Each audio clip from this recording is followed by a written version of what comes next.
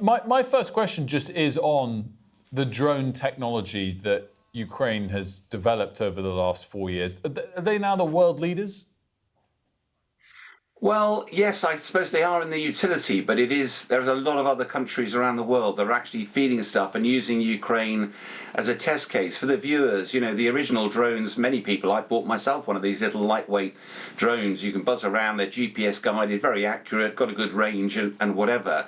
But of course, they're relatively easy to jam. And so the Russians started jamming them. And the youngsters on the front line, and I've actually been to visit some of the guys who operate these overnight. They're sort of thinking of different ways of upgrading. So they had terrain mapping. Therefore, you didn't require the use of the satellite. It would recognize the terrain. But again, they got jammed. Then they moved to fiber optic drones, which now left 15 kilometers. This little tiny wispy cable littered around the battlefield. And that looks like gossamer. It looks like a spider's web in the first bits of the morning. And that makes they're unable to be jammed then.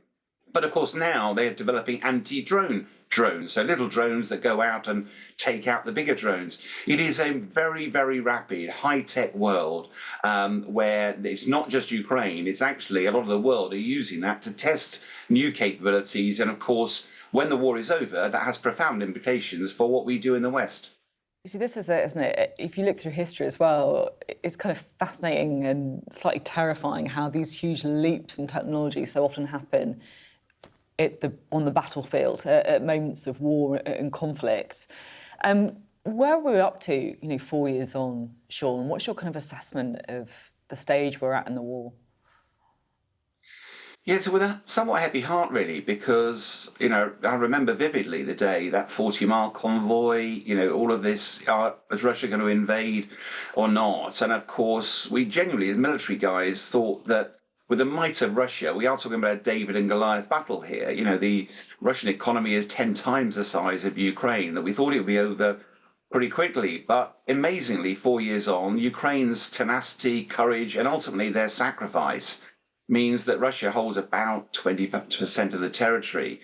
I think the big issue here is that soldiers win battles, but it's nations that win wars. And what I mean by that is that you need your defense industrial base spun up to generate the huge amounts of bullets, rockets, missiles, artillery.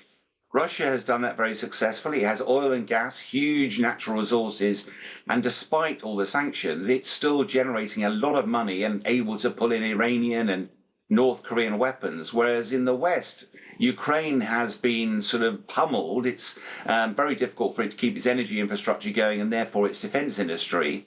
And since the start of the war, when President Bush was very supportive, the biggest economy in the world, the most powerful nation in the world, all of a sudden in the last year, President Trump has turned that tap off. And I think in big handfuls, that's made life incredibly difficult for Ukraine. The West has tried to step up, but bluntly on the front line at the moment, Ukraine is gently losing. Russia is advancing slowly. It's paying an awful price, but as we stand, it's a very difficult time on the battlefields for Ukraine. Sean, just a quick question on Iran, if I may, and your assessment of the scale of military build-up there from the US perspective. Yeah, they call me a cynic, but obviously you've got the two carrier groups, Abraham Lincoln and now the Gerald Ford. There's a very overt presence, but the harsh reality is that the US could do most of the military action from continental US. The B-2 bomber can do a sort of nearly 40-hour round-trip mission. So some of this is posturing, some of this is to try to intimidate Iran. And the harsh reality is that if America was to take military action, and I've no doubt that President Trump has got that in his portfolio of action, Iran could also fight back as well. It wouldn't be able to damage America, but the Straits of Hormuz, it could shut down. There's lots of ways and just remember, there was lots of note in the news about our reluctance to let America use Diego Garcia or Fairford.